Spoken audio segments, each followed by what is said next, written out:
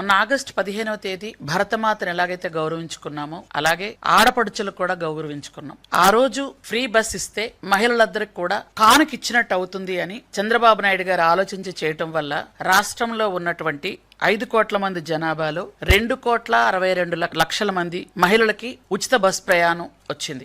మహిళలు ఎంతో సంతోషంగా ఉండడం వల్ల ఒక మహిళగా, మహిళా ప్రజా ప్రతినిధిగా, ఒక గిరిజన మహిళగా నేను మనస్ఫూర్తిగా గౌరవ ముఖ్యమంత్రి గారికి ధన్యవాదాలు తెలియజేసుకుంటున్నాను. మహిళలందరి తరపు నుంచి దాదాపు రోజుకి 25 లక్షల మంది బాలికలు గాని మహిళలు గాని ప్రయాణం చేస్తున్నారు. టోటల్ గా 12,000 బస్సులు ఉన్నాయి. దాదాపుగా ఆ బస్సుల్లో 8,500 బస్సుల్ని ఈ ఫ్రీ బస్సుల కింద ఉపయోగిస్తున్నాం. దీనివల్ల మీకు అందరికి కూడా తెలుసు, అంటే దాదాపు 75% బస్సుల్ని ఉచిత బస్సుల కింద పల్లె వెలుగులు గాని, అల్ట్రా పల్లె వెలుగు గాని, ఎక్స్ప్రెస్, సిటీ ఆర్డినరీ, మెట్రో ఎక్స్ప్రెస్లు 5 రకాల బస్సుల్ని ఇచ్చి మహిళలు వెళ్తున్నటువంటి, అంటే ఉద్యోగం గాని, ఇక్కడ ఏంటంటే కూలి పనికి వెళ్ళిన కోటీశ్వరులైన, అయినా ప్రిన్సిపల్ అయినా, సామాన్య మహిళ అయినా, ఎంత ఉన్నత స్థాయిలో ఉన్నటువంటి మహిళ అయినా ఎవరికైనా ఫ్రీ. స్త్రీ శక్తి నిజంగా ఇక్కడ స్త్రీ శక్తి క్లియర్ గా కనిపిస్తోంది. వ్యాపారానికి వెళ్లాల్సిన వాళ్ళు, చిరు ఉద్యోగులు ఎవరైతే ఉన్నారో వాళ్ళకి నెలకి 2,000 నుంచి 3,000 మిగులుతుందంటే నిజంగా అతిశయోక్తి కాదు. దూర ప్రయాణాలు వెళ్లే వాళ్ళకి ఇంకా ఎక్కువగా మిగులుతుంది. దగ్గర ఉండే వాళ్ళకి